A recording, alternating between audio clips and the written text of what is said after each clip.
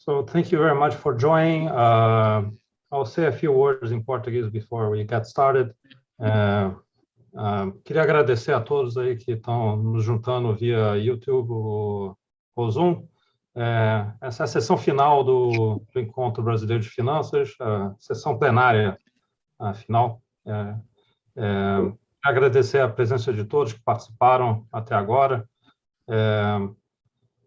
Essa é uma sessão especial para a gente tinha ideia de tê-la feito ano passado, na verdade, mas infelizmente não pudemos fazer. Íamos fazer ao vivo e não conseguimos. Adiamos para um ano, mas eu acho que a gente não poderia esperar mais para fazer isso ao vivo. Presencialmente, resolvemos fazer online. É um prazer aqui ter Renée e todos os convidados aí que vão participar dessa sessão. Então, I'd like to thank Renée for joining us. It's a great pleasure to have you, and also thank all the panelists to be together with us today. I guess we're going to have a wonderful discussion.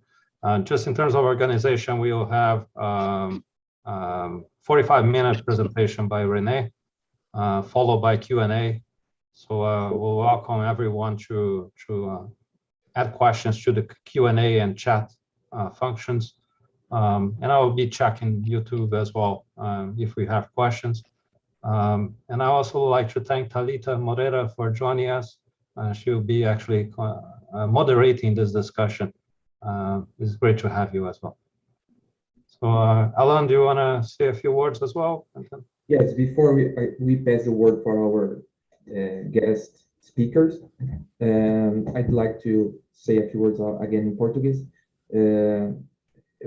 Essa sessão, ela recebe o patrocínio Santander Asset Management, então nós gostaríamos de deixar nosso agradecimento pela contribuição à sociedade para viabilizar essa sessão, então nosso agradecimento especial. So now switch to English. I think now we can move to what is really important. Renée, the floor is yours. Thank you again for being with us. Talita, we'll go first, actually. Okay. Sorry. So the floor is yours. Thank you very much. Boa tarde a todos. É um prazer estar aqui nessa sessão. A gente está com um time de mulheres inspiradoras na área de finanças. E, bom, agradeço a todas e agradeço a participação de todos que estão nos assistindo. Good afternoon, Renée. We are glad to have you here. I think you feel free to start your presentation, and we'll have afterwards a Q&A session. So go ahead. Thank you. Okay, thanks very much. Just checking, you can all see my slides? Yeah, okay, all right.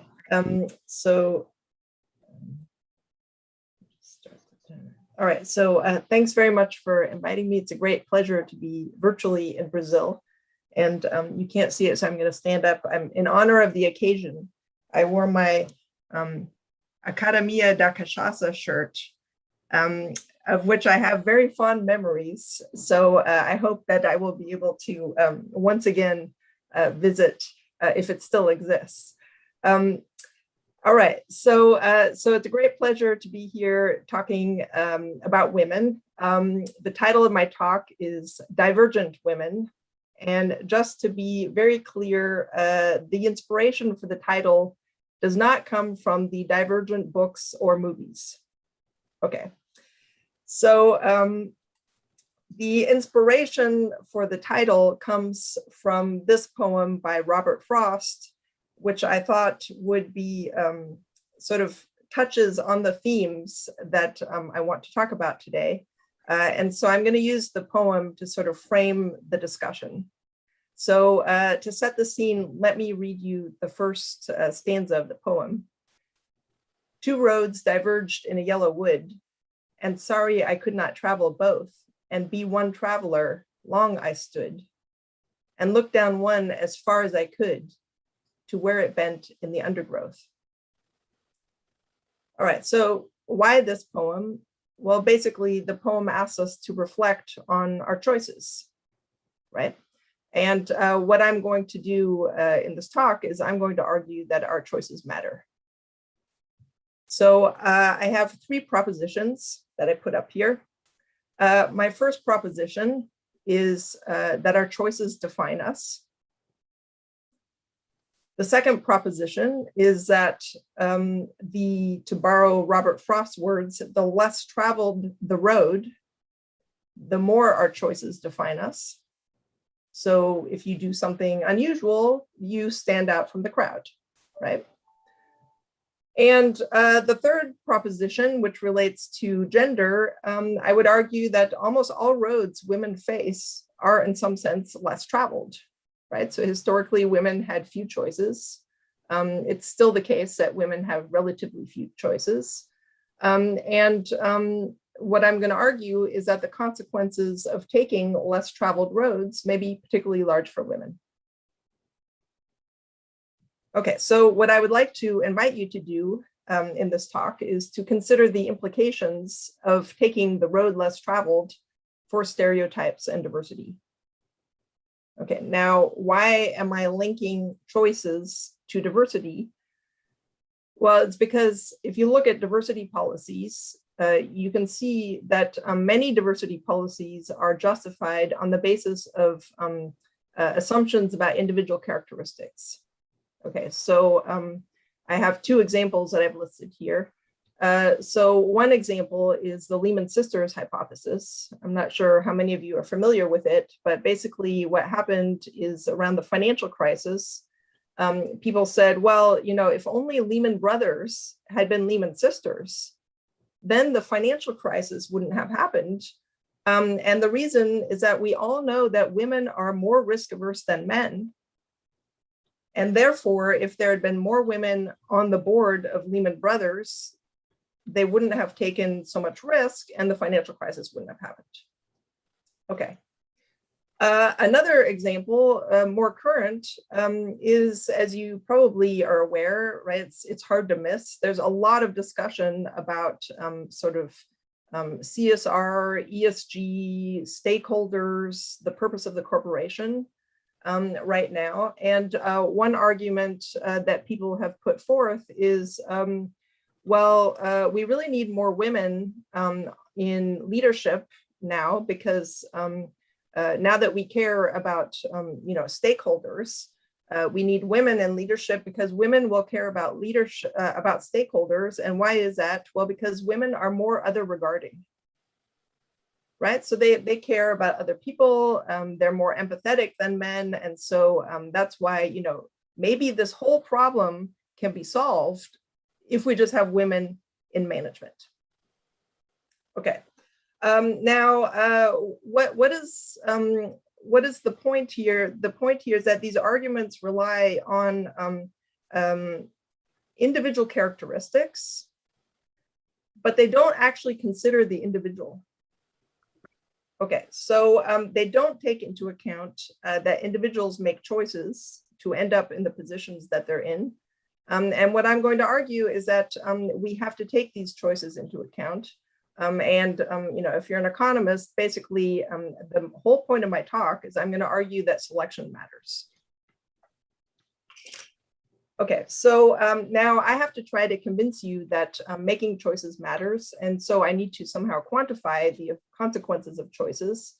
And so what I'm going to do is I'm going to show you a bunch of data. And so please do interrupt if it's not clear. But the data comes basically, so I need data on individuals who take less traveled paths.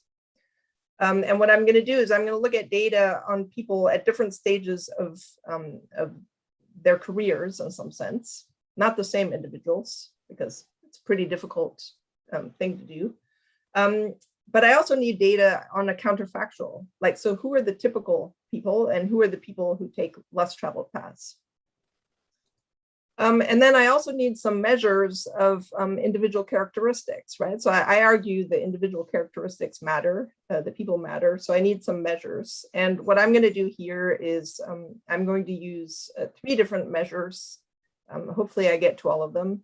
But I'm going to focus primarily on the first set of measures, which are personal values. Okay, I'll discuss what they are a little bit later. But I have data at the individual level on individuals' human values according to the Schwartz value system. I also have some data on risk aversion. So I have two measures. One is sort of like a traditional lottery type measure, and one comes from the Schwartz human value system, which is a measure of how security oriented you are. So I would argue that the more security oriented you are, the more risk averse you are. Okay. And then I also have a measure about of something called shareholderism, which is how oriented towards shareholders you are as a director, as opposed to being oriented to stakeholders. So the more shareholderism you have, the more you emphasize shareholders versus stakeholders. Okay, so let me briefly, but only very briefly, talk about the Schwartz values. The reason very briefly is because, you know, this is, one could talk a lot about these issues. So, and I have a lot to tell you, so I don't want to get into it. But basically, what are personal values? They're conceptions of the desirable, and they're supposed to be intrinsic to the individual, right? So the values literature generally views values as being intrinsic and not changeable over time, except for potentially during adolescence. Okay, so it's supposed to be like a defining characteristic of your personality. The Schwartz human value scale uses, categorizes 10 different human values, and they're usually reflected or represented in the circular fashion over on the right here. And so I've just, I show the circle, and then I have the labels of the values. So for example, universalism is a value, benevolence is a value, tradition orientation is a value. This is my one measure of risk aversion, security orientation. And I hope that the labels are sort of self-explanatory. Now, how do you measure these values? There's a survey. So you survey individuals using a survey. It's called the Portrait Value Questionnaire.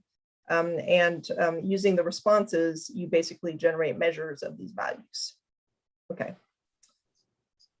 Okay, so I have measures of these values for several different samples, and I've represented the samples in a pyramid here to essentially represent the roads less traveled. So at the bottom, we have sort of the population, the counterfactual, and then as we go up the pyramid, it's increasingly difficult to be a member of this sample, and hence it's more and more of a less traveled road.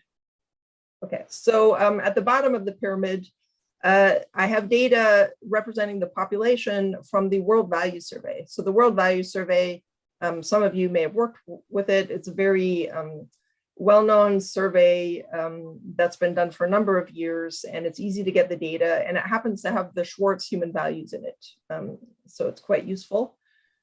Now, the next sample that I'm going to look at is a sample of data on chartered financial analysts.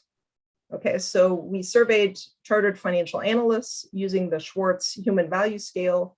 I would argue that becoming a chartered financial analyst is taking a road less traveled, because it's actually pretty difficult to become a chartered financial analyst. So you have to be educated, and you have to take a series of quite difficult exams.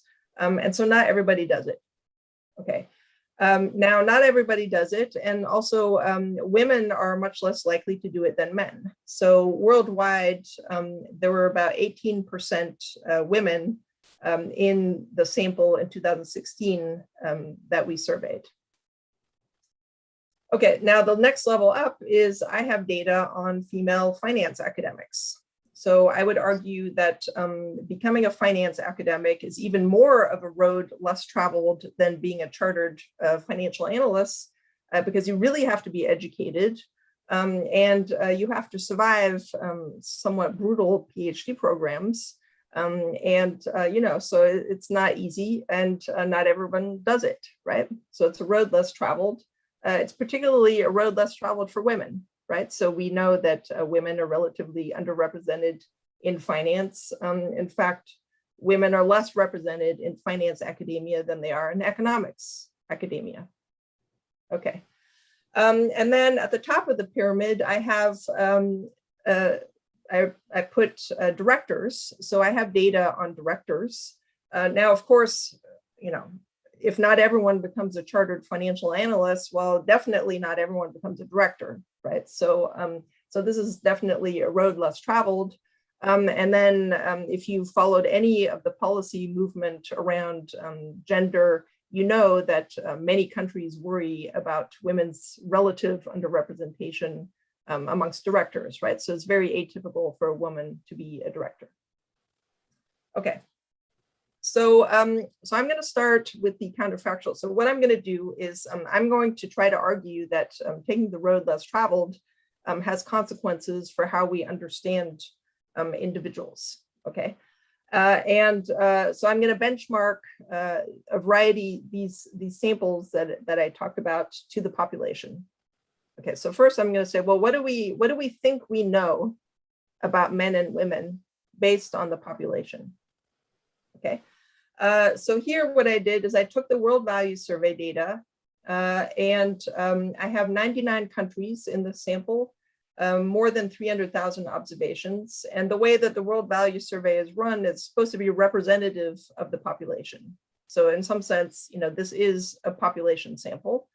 51% of respondents are female. And what I've done is I'm just going to show you a series of graphs. Basically, they're all going to be the same structure. So definitely stop me if it's not clear. Is I've listed the Schwartz values on the left. And then all I've done here is I've plotted the average difference in the Schwartz value at the individual level between women and men. Okay, so this is 0 right here. So if the bar is to the right, that means women emphasize the value more than men.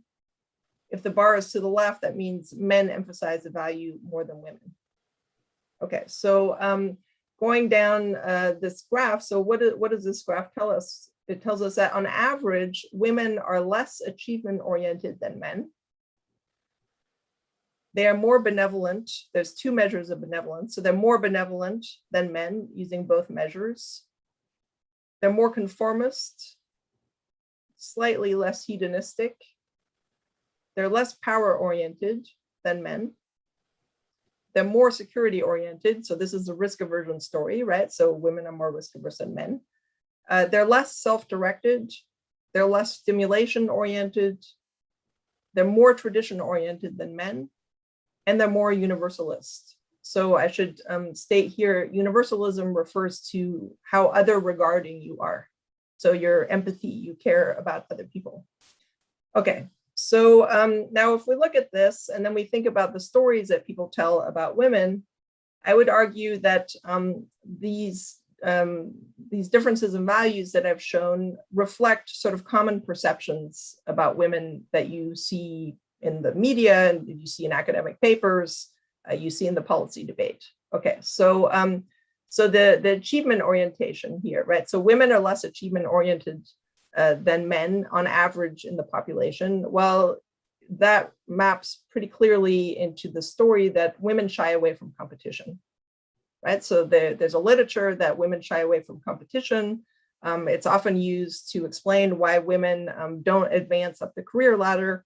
Well, it's because women shy away from competition, right? Okay, there's also many stories that women may be more ethical than men. And where do we see that? Well, benevolence is related to ethicality. Okay, well, the security orientation, that maps into the risk aversion story, right? The story about women are more other regarding, right? So we need more women on boards to care about the stakeholders. That's exactly this, women are more empathetic, and we see it in the universalism here. Now there are other stories about women that one could probably also map to this. You know, people also say, well, women are less overconfident than men. Women are more rule abiding, et cetera, right? So there's many stories about women. And so the point here basically is, I think that this population benchmark sort of maps into what people generally say are the characteristics that women have relative to men. Okay.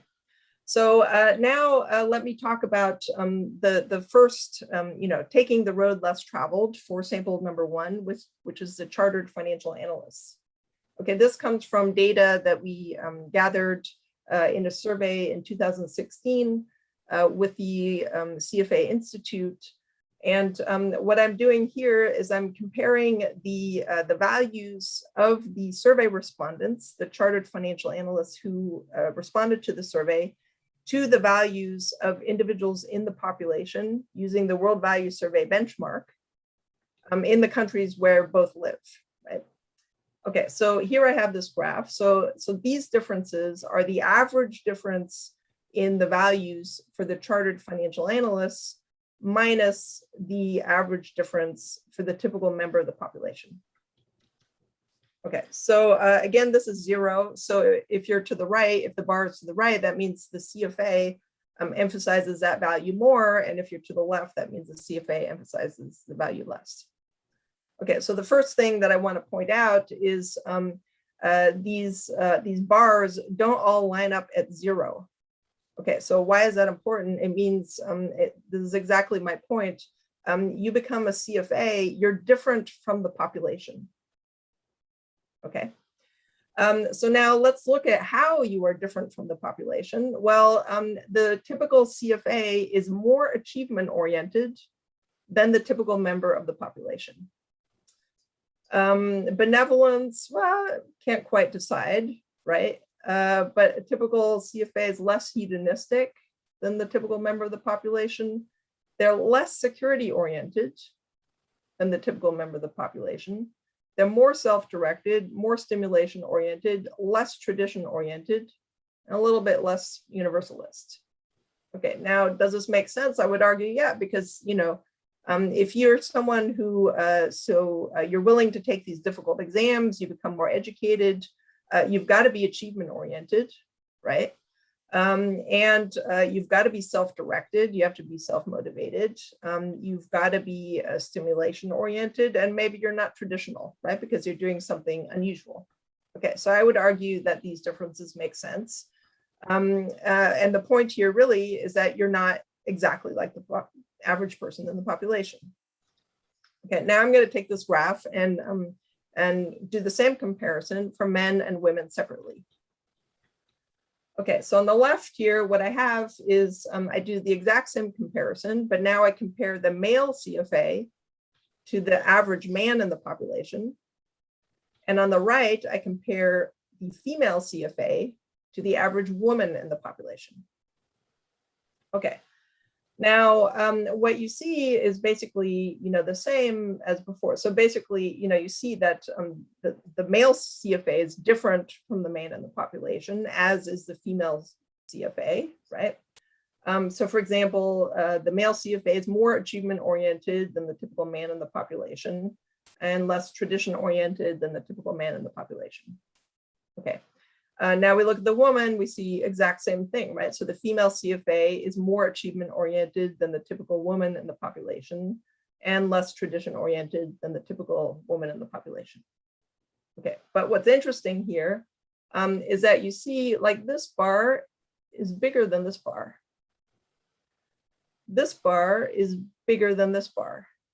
Okay, so if you look sort of visually, it's not quite perfect, but if you sort of eyeball it, you sort of say, well, actually on the right, the differences seem to be amplified a bit, right? So the achievement difference here is almost twice as much, well, actually it is more than twice as much than the achievement difference here, right? So the male CFA is more achievement oriented than the typical man, but the female CFA is really much more achievement oriented than the typical woman. Okay, so now why is this interesting? Well, we can put this all together and then we can say, well, what implication or what happens when we now compare the male CFA to the female CFA, right? So we understand that the male CFA is atypical. The female CFA is also atypical. Let's put these two atypical individuals together, and what do they look like? Okay, so what I've done here is in this panel here, I have the population gender gaps. In this panel here, I have the female CFA versus the woman in the population. Here I have the male CFA versus the man in the population. And then here I have the CFA gender gaps. Okay, so this compares the average value for the female CFA to the average value for the male CFA. Okay, so what are some observations? So first, you see that these bars are not all zero. So what does that mean? It means that, well, even conditional on selection, it doesn't mean that diversity doesn't matter anymore, because there's still differences between men and women. Okay, so that's important because sometimes people say, well, whenever you're in the same position, you're going to be the same individual, but that's not true. Okay. But what's also interesting is we observe that the population gender gaps don't all translate to the CFA population. Okay, now a notable one here is achievement, right? So in the population, women are less achievement oriented than men. Among CFAs, women are more achievement oriented than men. Another notable one is tradition. In the population, women are more tradition oriented than men. Among CFAs, women are less tradition oriented than men. Okay, so what does this mean? Well, obviously it means that the population gender gaps do not necessarily generalize. Okay, I'm going to do the same exercise using finance academics. Okay, so the data here comes from the 2020 survey of the American Finance Association members. Hopefully some of you filled out the survey. The data, we just received the data in January, so this is essentially hot off the press. What I do here is I do the same exercise where I compare the values of the AFA members to the values of members in the population. Okay, so again, we see these bars are not zero. So being a finance academic means you are atypical with respect to the population, right? So you're very different. And how are you different? Well, you're more achievement oriented than the typical member of the population. You're more benevolent. You're less power oriented. You're less security oriented. You're more self-directed. You're less tradition oriented, right? So, you're very educated. So you have different characteristics. So now I do the same exercise. Let's compare the male finance academic to the typical man in the population and the female finance academic to the typical woman in the population. So men on the left, women on the right. And again, sort of a little bit, if you squint a bit, you see this amplification effect for the women, right? So both men and women are atypical as finance academics, but the women are slightly more atypical. And again, if we look at achievement orientation, for example, so the men are more achievement oriented than the typical man in the population, but the women who are finance academics are roughly twice as achievement oriented than the typical woman in the population. Okay, so how does this matter? I put them together again, all the different slides I showed you. So again, here's the population benchmark. And here are the finance academics, right? So these are gender gaps for finance academics. So what's the point? Again, we see that diversity still seems to matter, right? The bars are not zero. But then again, we see reversals. So again, I'll point to achievement, right? So in the population, women less achievement oriented. Well, this bar is small, but it's still positive. So if anything, female finance academics are more achievement oriented than the male finance academics.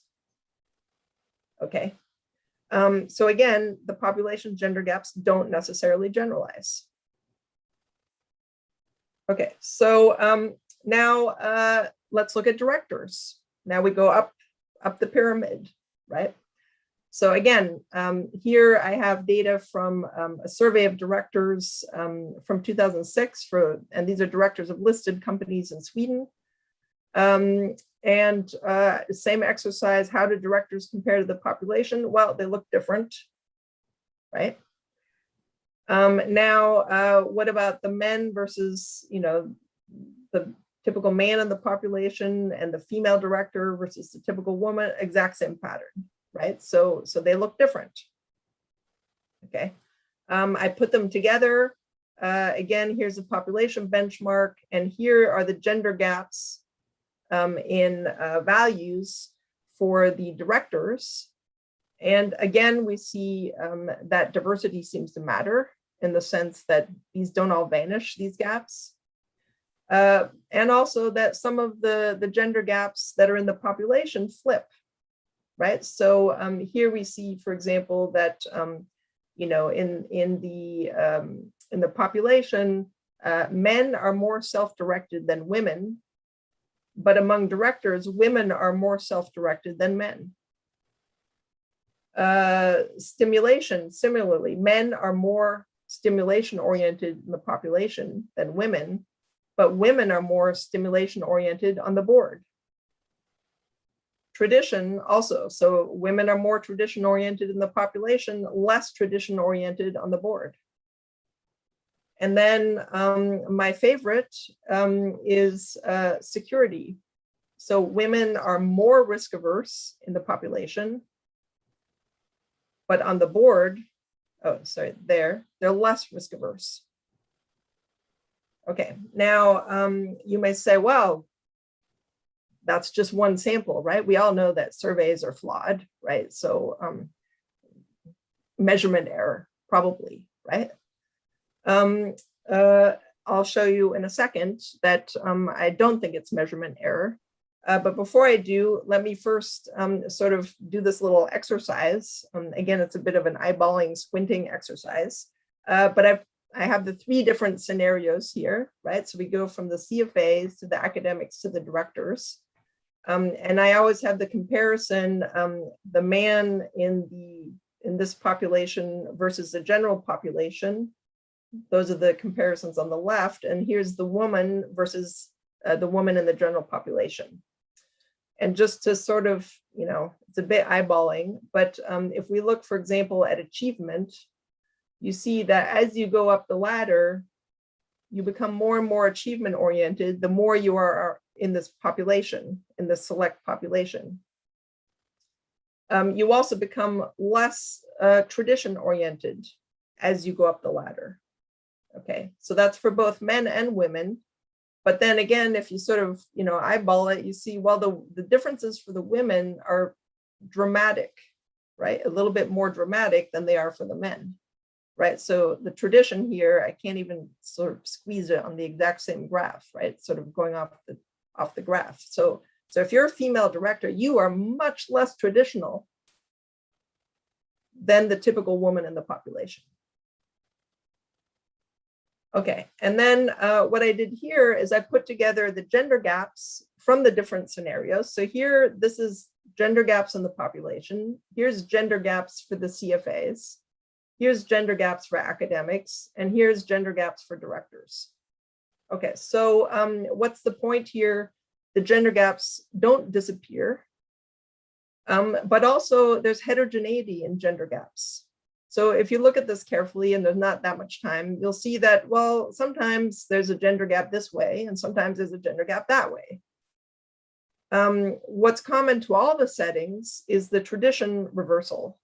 So in every single setting, the women are less tradition oriented than the men, which is the reversal from the population.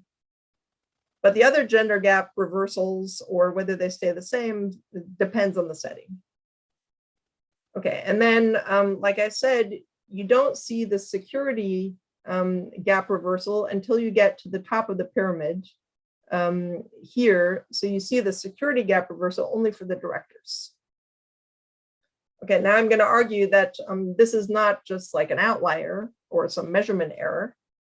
And here I have data from, just to illustrate this. So I showed you data from Sweden. But I also have data from a 2015 survey of directors of listed firms in Turkey. And I won't go through the whole chart, but basically what I want to show you is here's, I actually have 2 measures of risk aversion. One is a lottery and one is the Schwartz security orientation. And here again, it's women minus men. So the female directors are less risk averse than the male directors on 2 measures in Sweden and in Turkey. Okay, so I would argue, okay, now I have 2 measures in 2 countries. And I can go more. I have another sample where I can show the exact same thing, which I will do now. Okay, so, and what I'll do now is I'll say, well, we can pick apart this security orientation a bit.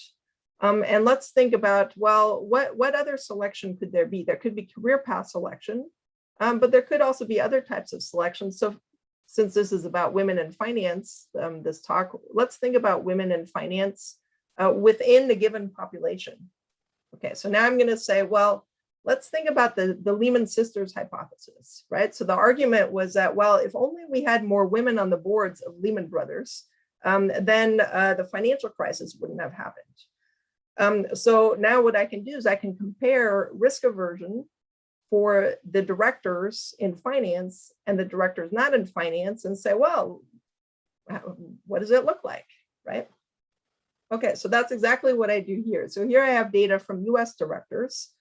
And the measure, sorry, I'm plotting the graph now a little bit differently, but basically 0 is here. The measure is, again, the security orientation. And because this is 0, here I have the women, here the men. So the women are less, this is negative, right? So they're less security oriented than the men in the population of directors. Okay. Now what I'm going to do is I'm going to split by finance, non-finance. Okay, so here's men in finance, so male directors in finance versus male directors who are not in finance. And what you see here is the male directors who are in finance are slightly less risk averse than the male directors who are not in finance. Well, I would argue that makes perfect sense, right? Because we think that if you go into finance, you are someone who's very comfortable with risk. Okay, so it makes sense, right? But I should point out this difference is not very big. Okay, now I do the same thing for the women. Let's look at female directors on boards of finance firms versus female directors not on boards of finance firms. Okay, now this difference is huge, right? So the women who are on the boards of financial firms are significantly less risk averse than the women who are on the boards of other firms. Okay, now as a consequence of this clear selection going on, if you compare men and women in finance, so here are the women, here are the men, the female directors of financial firms are significantly less risk averse than the male directors of financial firms. Okay, so it's exactly the opposite from the Lehman sisters hypothesis.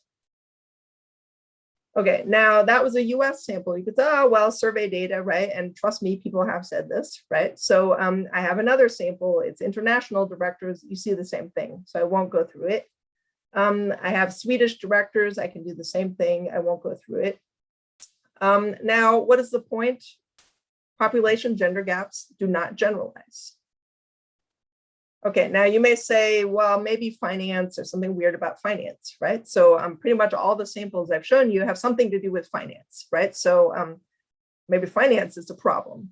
Well, so I can do the same thing for high tech, right? So people say, well, there's no women in the tech industry because, you know, it involves a lot of risk taking. And we know that women shy away from risk, right? That's the story that people tell. Okay, so now let's do the exact same thing. Men in high tech, now again, these are directors, right? So here I'm comparing men who are, and sorry, the labels are messed up. That's why I have this box here. Men who are in high tech versus other men. And so you see that, yes, men who are in high tech are slightly less risk averse than the men who are on the boards of non-high tech firms.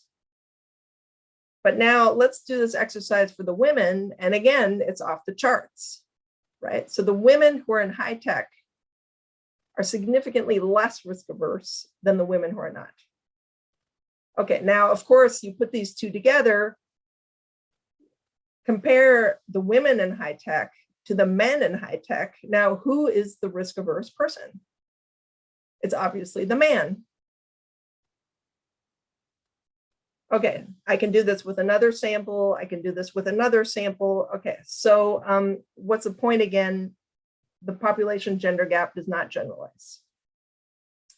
Okay, so now let me just do a little case study about why these assumptions about preferences may matter, or why is it important to understand these assumptions. And we could have many discussions about this, so hopefully people will ask questions. But let me just revisit this story about the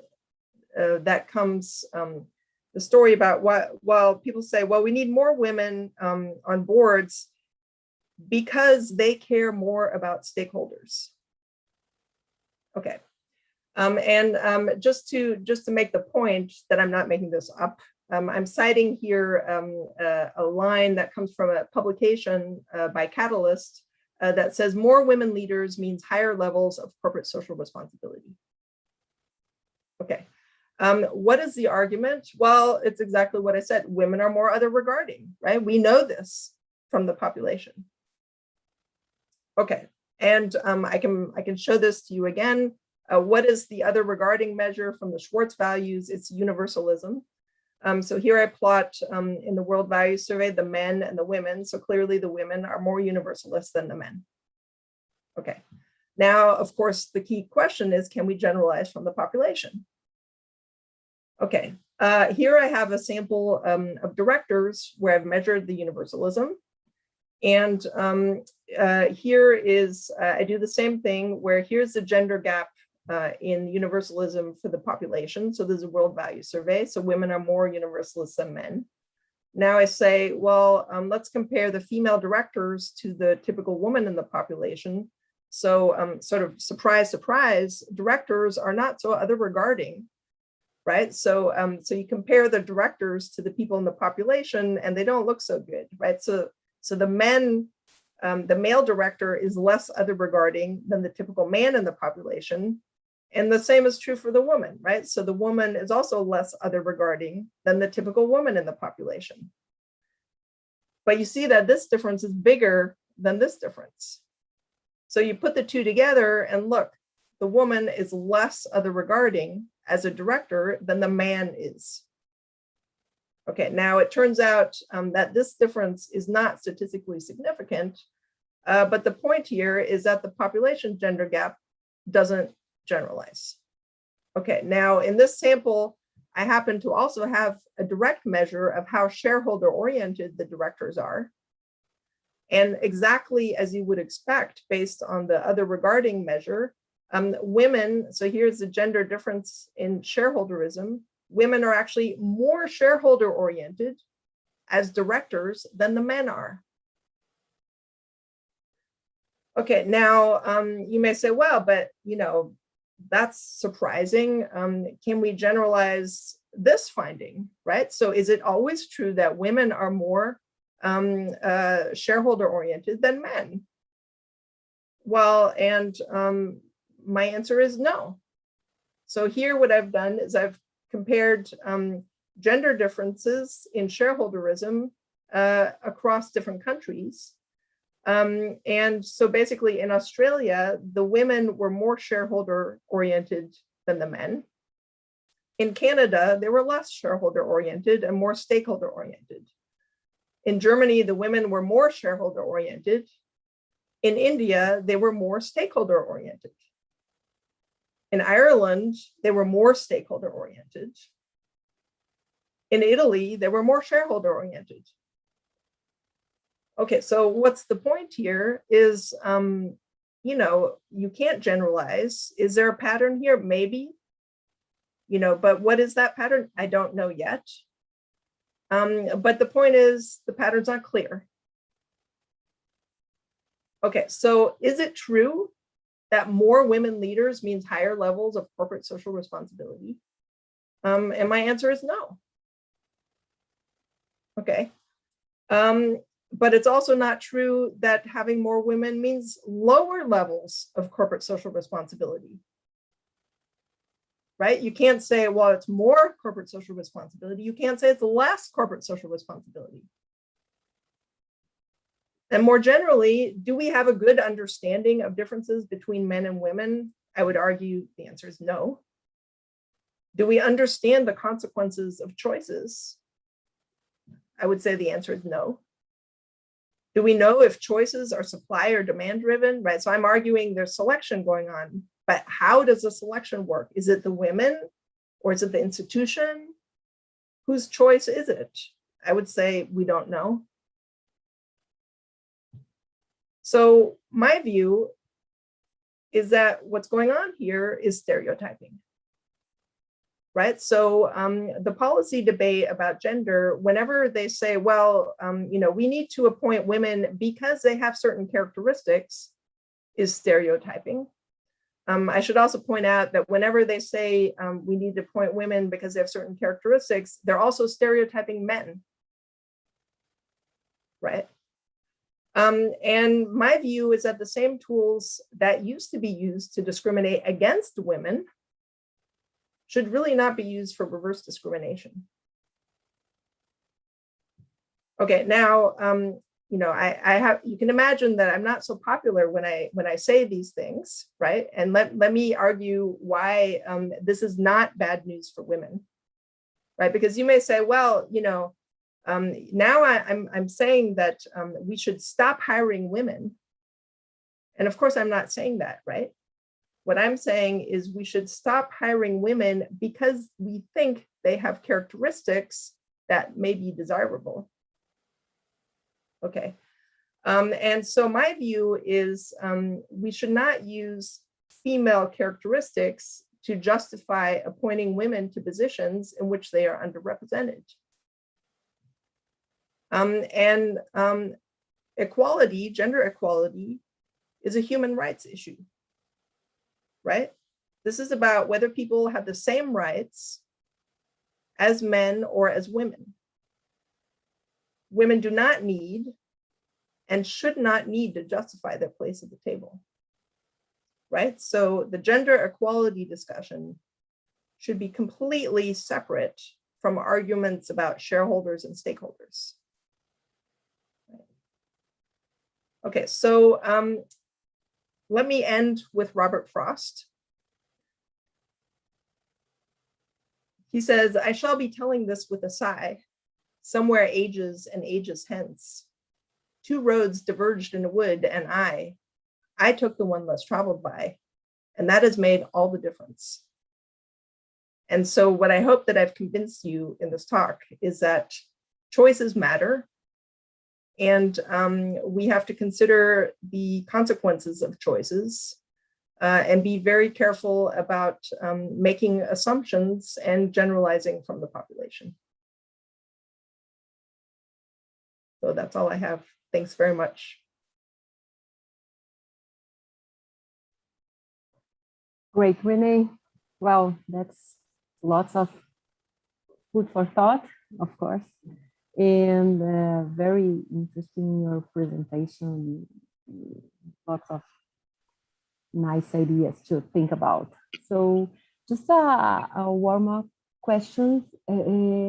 So taking into consideration what you've just said, why do you think we don't see more women on finance companies? Do you think it's because they're not willing to, or do you see other barriers like motherhood and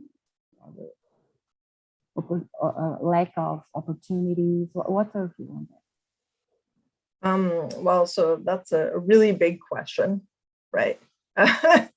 That's if that's the warm-up question, then I don't know how it's going to go from here. But anyhow, well, there's many possibilities, right? So I would say the most popular story in the finance profession is that the women don't want it. I would disagree with that.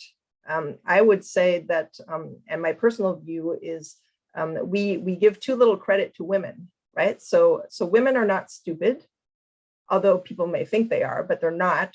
And if they choose not to go into finance, it's for a reason. And there are many reasons why you could argue women don't go into finance. So the culture is notorious, right? Within the academic finance profession, there's also, people talking about culture and how culture matters. And, it's known to be an aggressive industry. Can women not do it? Of course they can do it, but maybe they don't want to do it, right? Another problem with the finance industry is the structure of jobs is not ideal, right? So you mentioned motherhood, and this is indeed a problem, right? So if you have investment banking jobs are structured, so you have to work 100 hours a week or whatever, obviously that's going to be a bit difficult. But one interesting question, I think, is the structure of jobs just cultural, or is there something specific about finance jobs that means it has to be structured this way? And I don't think we know enough about this. It's an interesting topic for study, but I suspect that a lot of this is cultural. Great. I think Claudia has some questions from the audience. Yes, I do. Luciana firstly sent compliments about your T-shirt, Renée. She said it was very kind of your part to wear this T-shirt. She has a question about your view on corporate policies tackling diversity issues at the firm level. Yeah, that's okay. Yeah, that's also a big question, right? So, so I think policies are good. So tackling diversity issues is good, right? But I think one has to be very careful about how these issues are tackled. And I think sometimes the diversity policies can be part of the problem rather than the solution. I think, people, well, yeah, and one could get into a big discussion about this, but people can be very sensitive to what they perceive as reverse discrimination. And that can lead to backlash. And so one has to be very careful about that. And so my personal view is a lot of the policies are not sold in the right way. Right? So really, I think one can have arguments about whether all firms will benefit from diversity. This is where I think, part of the problem lies. Is a lot of times people have said, well, we need more diversity because it is good for performance. Okay. And then you get into all these discussions about, well, is it really good for performance? And then you add the women and then performance doesn't go up. And so it's a bit problematic, right? And so people will argue. But my view is that if we frame the argument differently, we might have more success. And the argument would be that there is no benefit to firms to having biases, right? So really what we should be doing is we should de-bias organizations, which will then create a more level playing field. And then we can talk about, well, then, do we need to promote some people versus other people? But I think everyone would be able to come to the table on the issue of de-biasing, right? Because who's going to stand up and say, no, I really think we should have biases, right? We should really have barriers to hiring people who are qualified. Nobody's going to say that. But they will say, well, we shouldn't hire more women. And the reason they say we shouldn't hire more women is because they say they're not qualified. Right. And so then as soon as you have a policy, it's like, oh, well, we need to hire more women. Then all the people who say, well, but they're not qualified will start complaining. And then imagine the poor women who are hired. Right.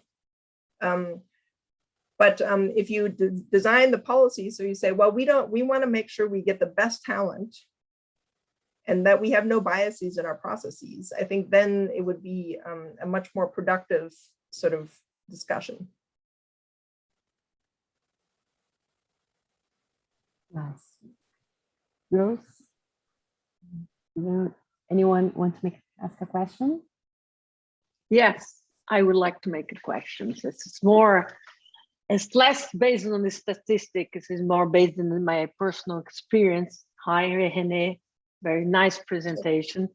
Thank you. And I wonder if you have the same kind of approach, if you can look in long-term basis. For instance, I was an MIT PhD student in the 80s, early 80s. Very rare women there. I bow down. Yeah, 82. And I gave up after the first year because of I made a decision to get married and have my son. My partner couldn't stay in the United States. We didn't get a visa for him. And I had to make this option. And I made a very conscious option to, and let's say, traditional, roles for women. When I came back, my teachers were really upset. Not because I was such a good student. It was, putting my academic career on stake, which was true. I would never was able to be a teacher in the master program. I have to teach to undergraduate, which is not bad, but anyway, limitations on research and everything. I never passed my mind that I would go to be an executive director in the development bank in Brazil and have the position in many boards that I had, including chairwoman of the board at that time. So it's a kind of a personal experience, because you could say, making a traditional choice for a role of a woman, marry and have son, and then 20 years, 30 years later, being chairman of a board, And we had a lot of pressure within this period that the woman should take risk, the woman should complete her, PhD, master, whatever. Women should compete. Women should be strong. And now I feel that a woman have more freedom to choose. They are not. So that's my question. Did you see this along your research, that there was a change in the pressure, what a woman should do or should not do, and now more freedom for us to do whatever we want to do? Yeah, I think it's an interesting idea, right? Because you should be able to choose to stay home or to, actually, it's sort of interesting if you think about the whole STEM debate, right? There's so much pressure on women to enter STEM, but what if you don't want to be a STEM person? What if you like the social sciences, right? I mean, why should you have to, or also if you think about, there's so much pressure to have women on boards, but if we put women on boards, they're not doing something else, right? So what is the opportunity cost? And so I completely agree that this is an important issue that I don't think people discuss really, right? So it's always like, oh yeah, we need more women in STEM. Yeah, but then we're taking them away from something else. Yeah. Why are we not talking about that, right? And so, have I seen it in my research? I mean, some people say that countries that are more gender, like related to the STEM thing, countries that are more gender equal have more women in the social sciences, for example, for precisely this reason. They argue, well, then they have more freedom. I'm not quite convinced though by this research, but I do think that this is something that we should study, specifically when it comes to policy, right? Like why should everyone sit on a board? It's not clear, right? Why should everyone study math? I mean, math is beautiful. I love math, but not everyone needs to study it, right? We also need artists. We need mothers. We need, so from a societal perspective, what should people do? And I think it's completely understudied. People sort of think about these things in very narrow ways, but I think it should be, we should have like a sort of social planner discussion about like, how do we think about societies? And I think the key point really, which relates to my point earlier, it's not about gender necessarily, it's about having the freedom, right? So it's about not having biases If you don't have biases, then people can be appointed or people cannot be appointed. It doesn't matter, right? If you have freedom, you do what you want, right? Yeah. But these arguments like, oh, diversity does this, and then these are all linked to stereotypes, right? So yeah, so I agree. I think this is a really important issue, and I haven't really seen it in my research, but it would be good if more research was done on this.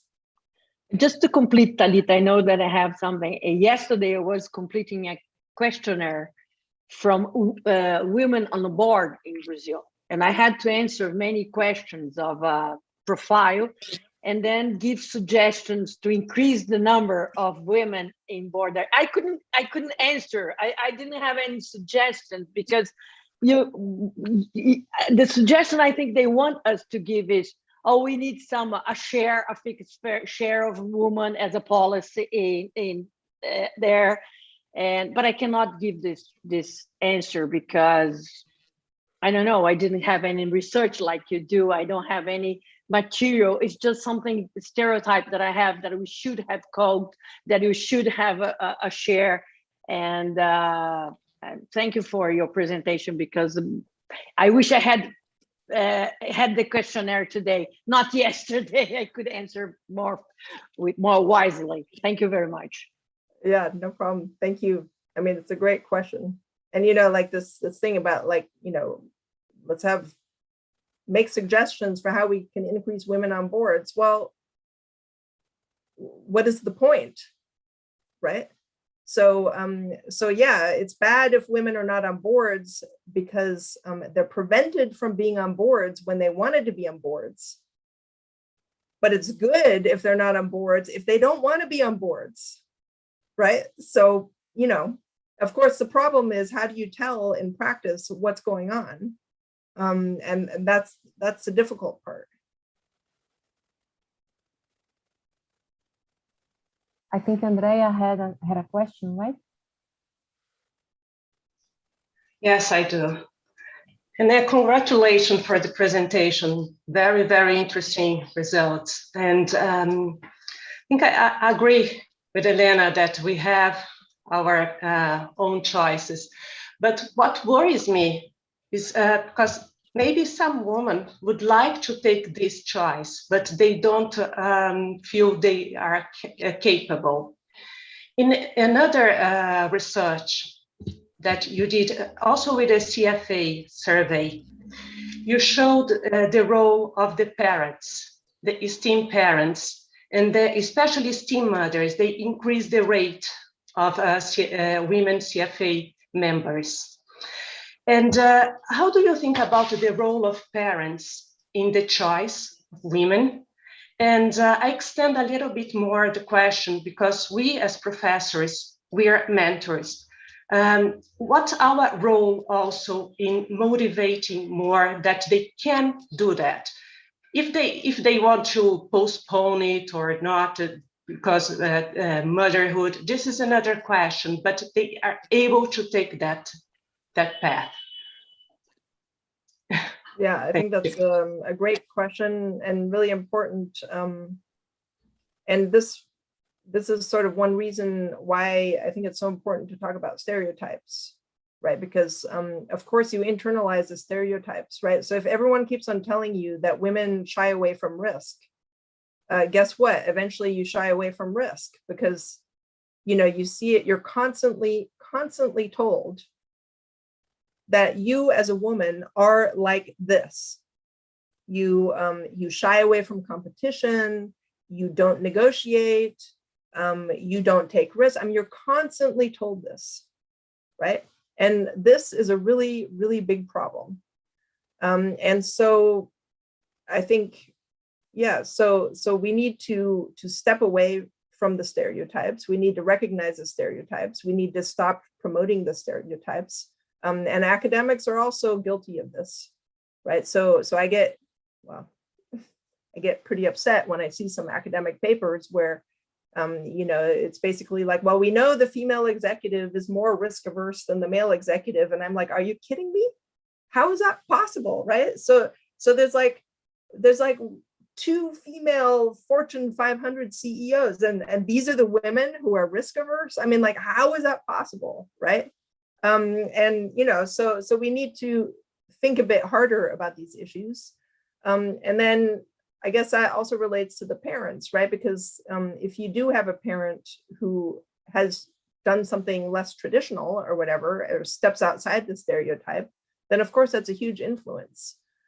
So is it really important? Yeah, I think it's really important. And I should also say, I think it's really important for both women and for men, right? So we have as much a duty to educate the men as we do a duty to educate the women, right? So it doesn't help if we tell the women that women are just as good as the men, if the men think, well, the women are not just as good, right? So, I mean, and so, you know, what I always used to say is, you know, for example, this whole STEM discussion, women are just as capable of doing math as men, right? And if you want some proof for that, all you need to do is you need to compare math scores across countries.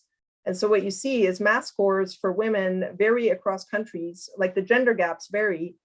And there's no biological, like, unless you have some strange story about how like being able to do math is somehow genetically linked to your country, obviously, which would, you know, I challenge you to come up with a story. Of course, someone may come up with a story, but basically, if the gender gaps in math vary across country, it must be cultural, right? It's not something intrinsic to the individual. So women are just as capable as men.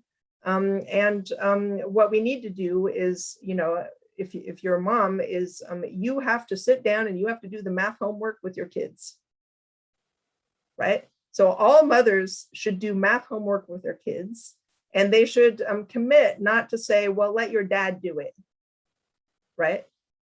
So we have to own up to our own capabilities, and we have to do things even if, you know, we feel they're difficult, right? So yeah, I think mentorship is really important. As professors, we have an important mentorship role.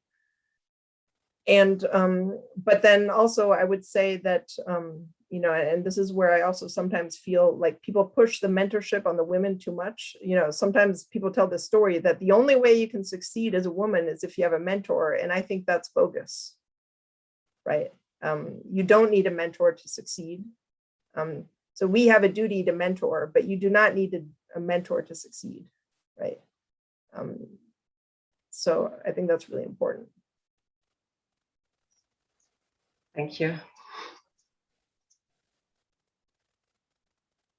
Oh, taking a step back, I'd like to ask you, what's your view on this gender thing in lower income countries where, well, kids, teenagers start working early, and we have in Brazil we have lots of teenage moms, and how can we such countries like Brazil or other lower, not even lower income countries than us, can make these girls feel like they have this path? How can they offer this path? Because sometimes I feel like they don't reach this point of the road in order to, no, I want this and I want that. How can we think about this question? Yeah, well, that's really difficult, right? I mean,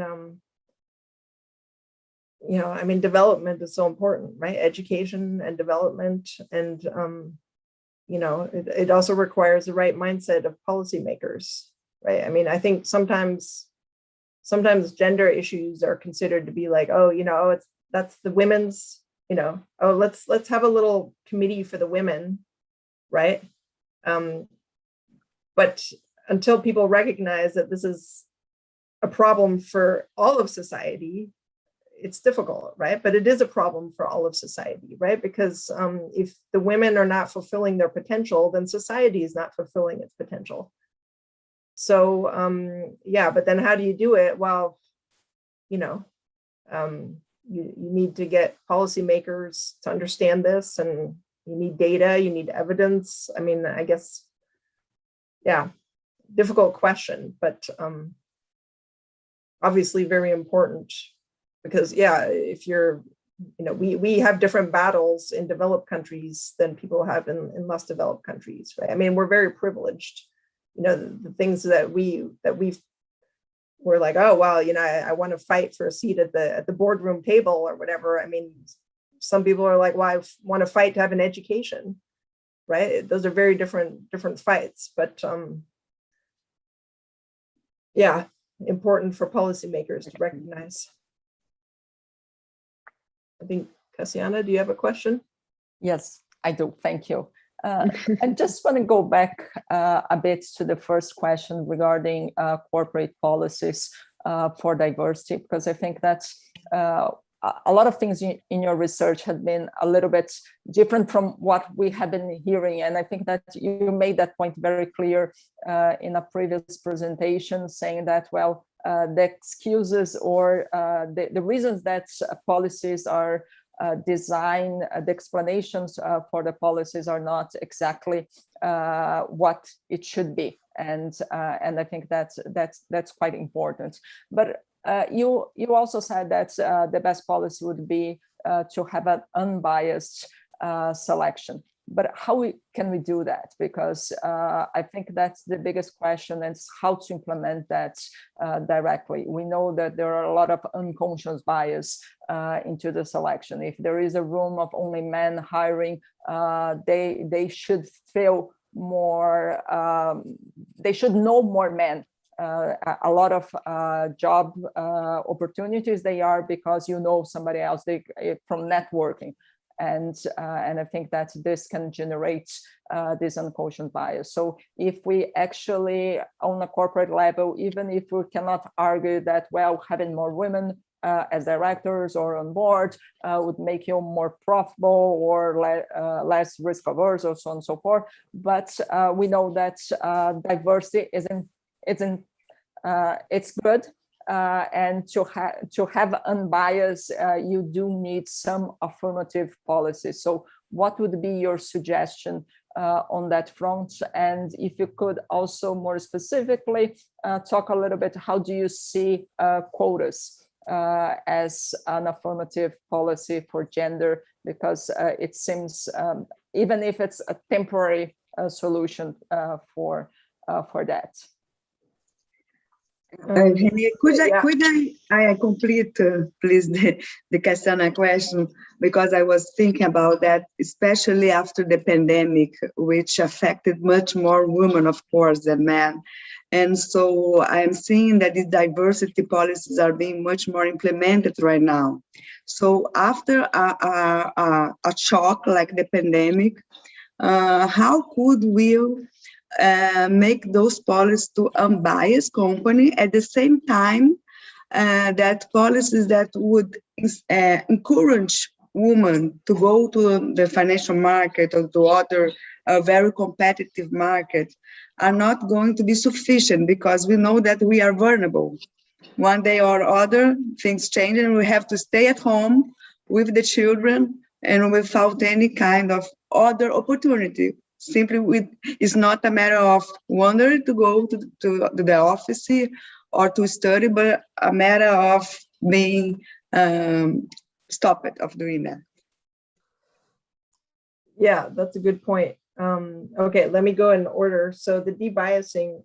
So I think actually what's really important is, for any company, if you look at your processes, I think you can identify where biases could arise. So I think part of this, so policy number one should be introspection, right? So check your policies and see where biases could arise. And obviously it depends on what company you have and what policies you have. But let me just give an example for academics.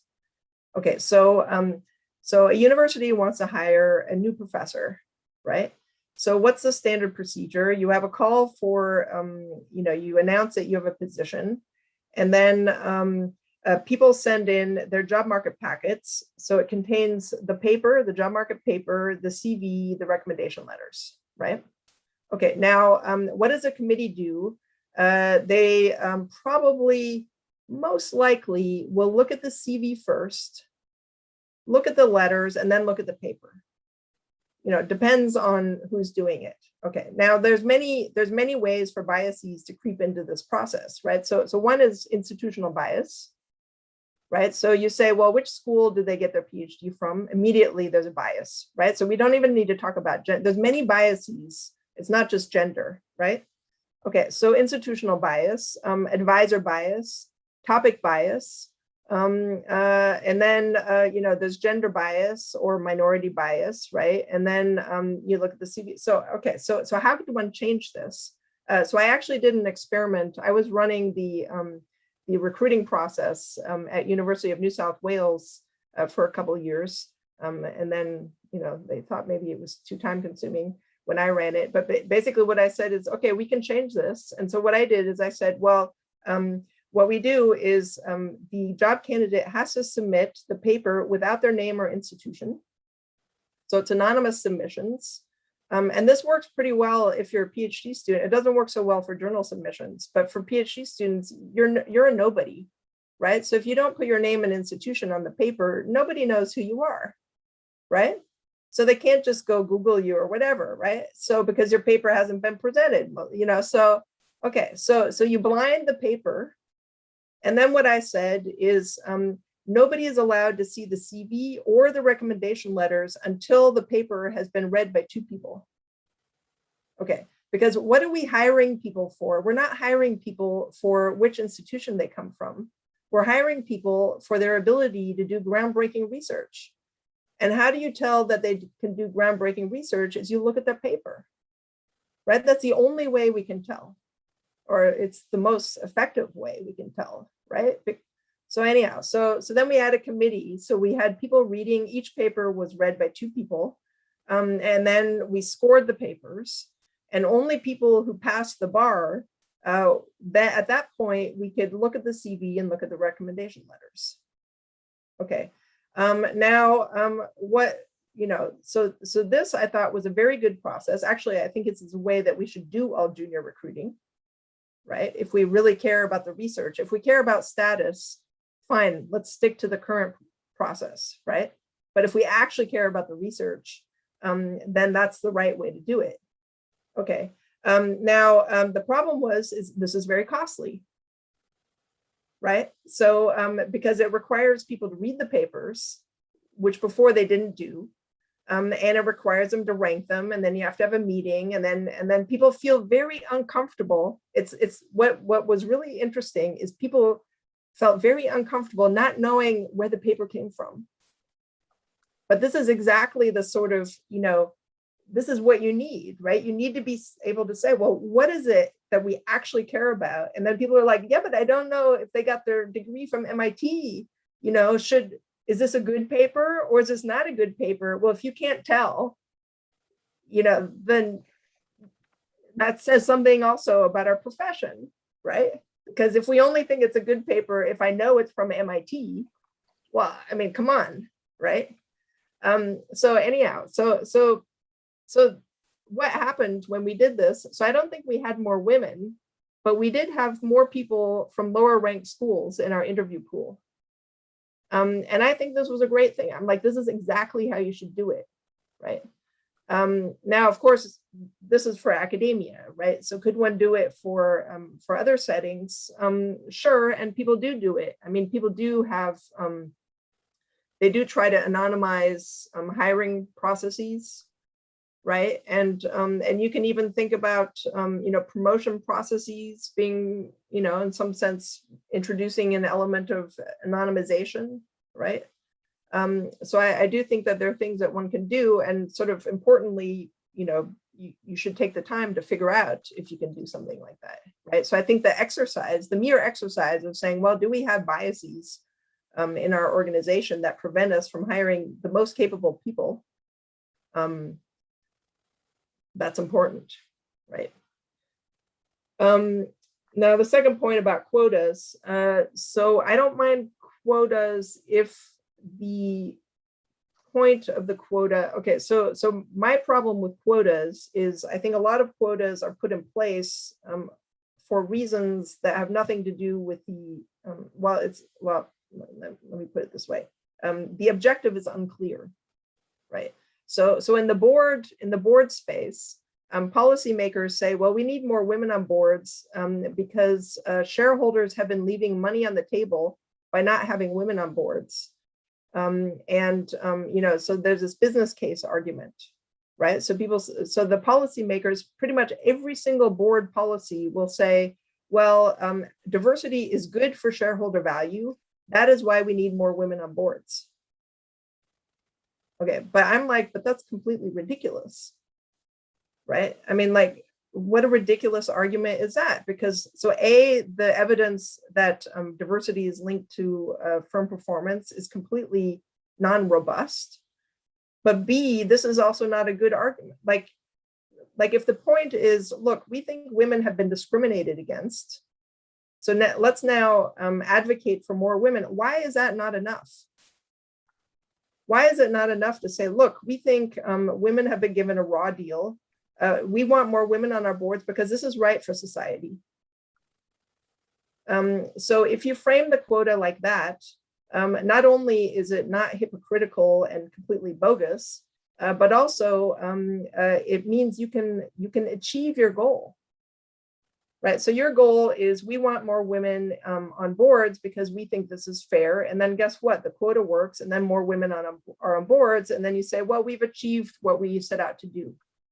But if you say, well, look, we want more women on boards because all of a sudden shareholders are going to get more value, you're never going to be able to achieve your objective, right? Because there's so many things that could go wrong. But also, since when do we measure the benefits of diversity? By shareholder value, right?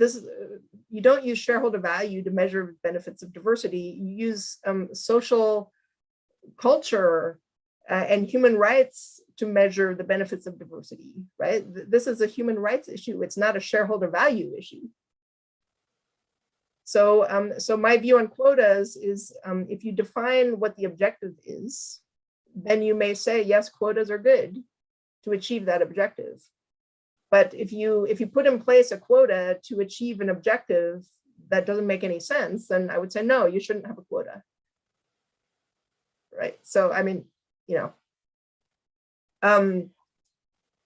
now the pandemic issue is, of course, you know, important, right? Because yeah, women are I mean, it really showed that women have a much more difficult position than men. And then there you might say, well, maybe do we need, you know, maybe it's not enough to de-bias, right? Because women will still suffer more, and there I agree. So maybe, I mean, I think you have to say, well, again, it gets back to this sort of social justice argument, right? So who do you want to be as an organization, right? Do you want people who have different perspectives?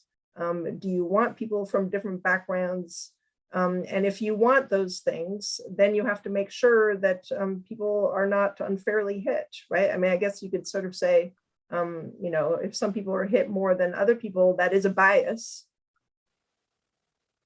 right? In some sense, right? Because it's a negative, you know, like some people will suffer more. So just like you should provide equal access, you should make sure that people don't have unequal penalties from circumstances, right? But also, yeah, then you should put in place, you know, policy, you know, in the academic space, of course, it's a big deal, right? I mean, actually, we saw the impact of COVID almost most directly in that academic space, because we could tell that the numbers of papers submitted by women went down dramatically during the pandemic, right?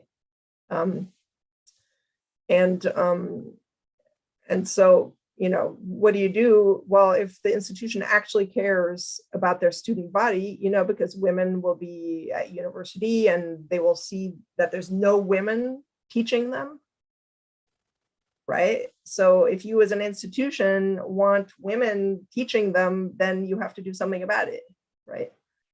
But is it a quota? I don't know. right? I mean, I would say it's just like, well, you have to make sure that people who have carers responsibilities don't get judged by standards that are completely ridiculous anyhow. I mean, I could go on and on about tenure standards, like counting the number of papers for tenure. I'm like, where did that come from? Women will always do worse on this metric than men, but this is not a scientific metric, right? We don't judge how good the science is by how many papers there are. We judge how good the science is by how good the paper is. So if you write 4 good papers or 5 good papers, I mean, like, what difference does it make, right? So anyhow, I mean, yeah, so then of course you have to change the metrics.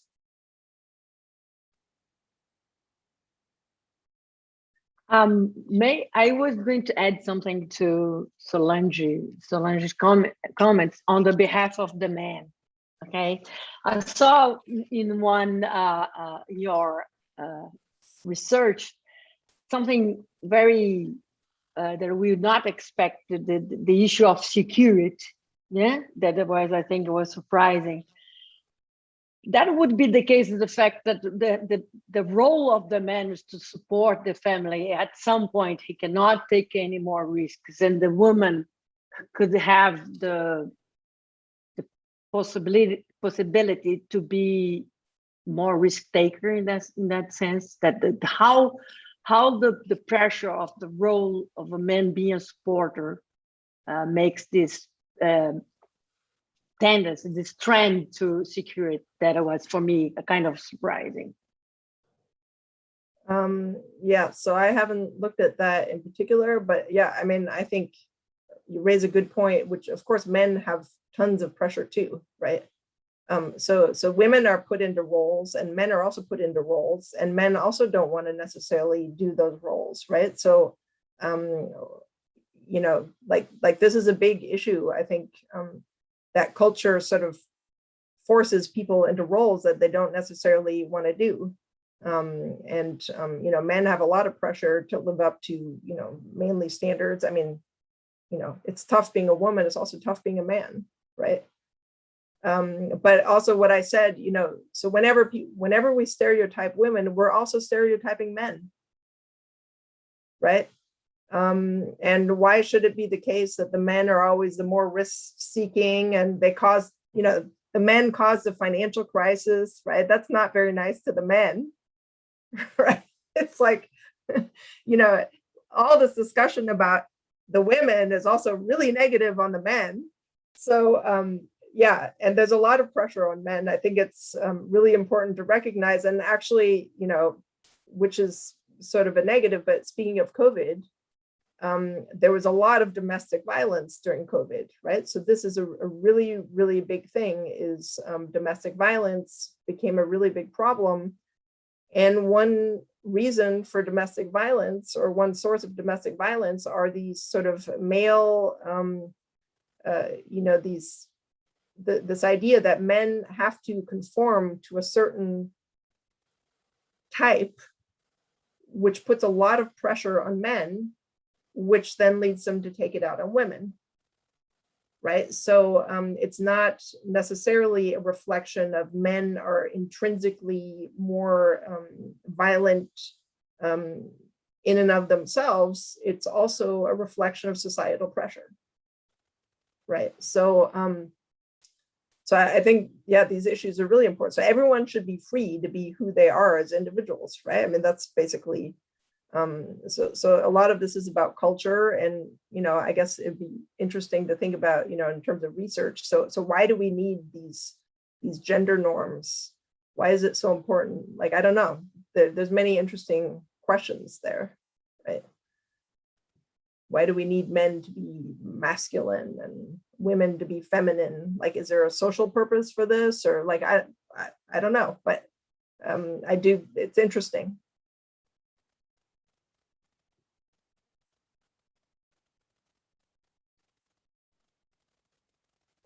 I have a question here. I'm wondering, your data show that women in finance are not exactly the same way that women in general.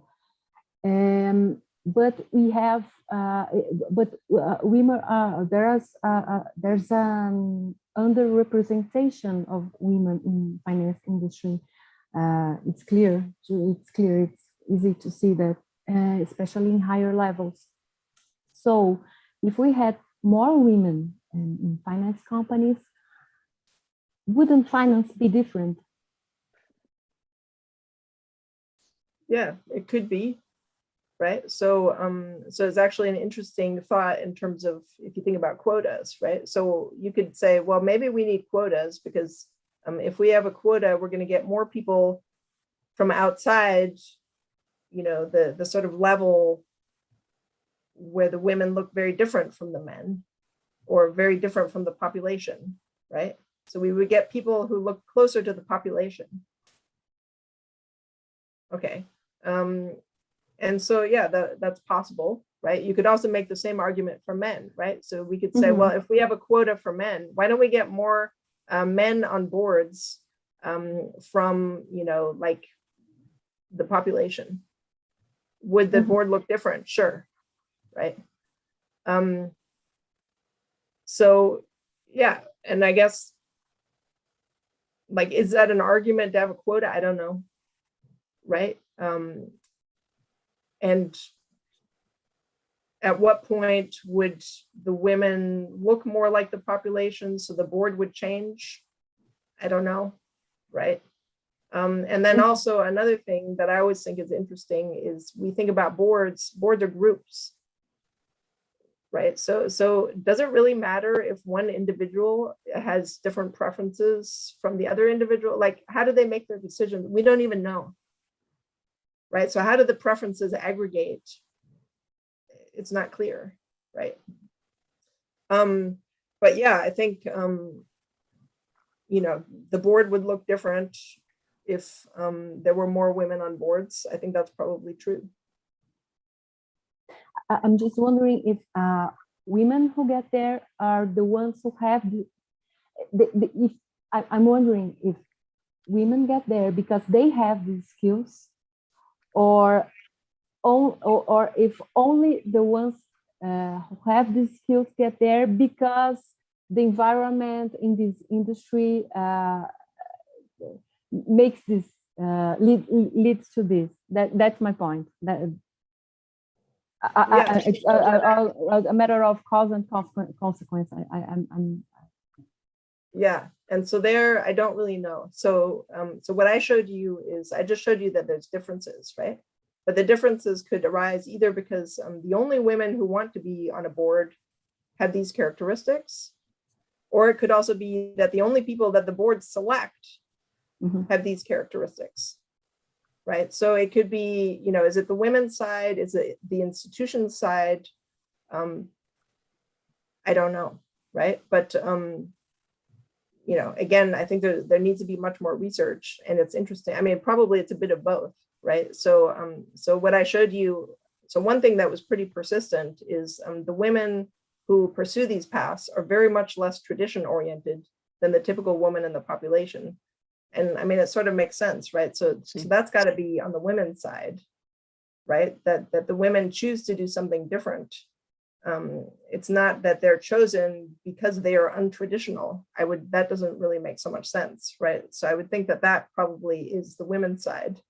But the other things, I don't know, right? But interesting to think about, and you know, if there are any people working in this area, I mean, I think there is so much research to be done.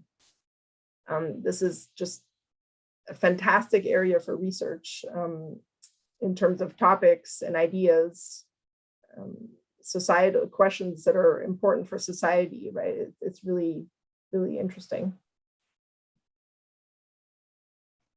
Great. Does anyone have any other question? Oh.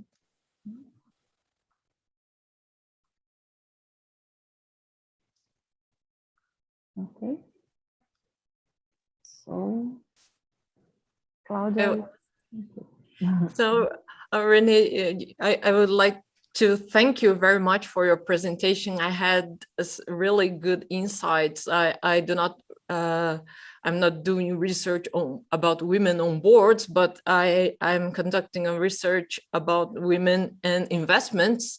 And here in Brazil, we have about 26% of all accounts are owned by women, which is very underrepresented in a lot of sense in terms of population, comparing to the population, just as you did. But one interesting finding that we got was that women who invested on average had a higher balance accounts than men. And that was interesting because in some sense, it links with the story that you told here. Once those women could overcome the threshold of becoming investors, because that as I would point, there are many hurdles, glass ceiling, women being fired first. We have many bad evidence in terms of that. But for those who could invest, they invested more than men, and that was very an interesting finding that we had. So your presentation gave me a lot of ideas to check on this database, and I think that would be very interesting. That's good, because you know, maybe when you saw that result first, you thought there was some data error or something. Right? So, but it is actually possible. It is. The only thing that really hurts is to see that only a very few women are able to invest, and that's really the saddest part of it. And I think that's one of the main possibilities that we have to research, to make more research on. Yeah, but that's really important then to do it, right?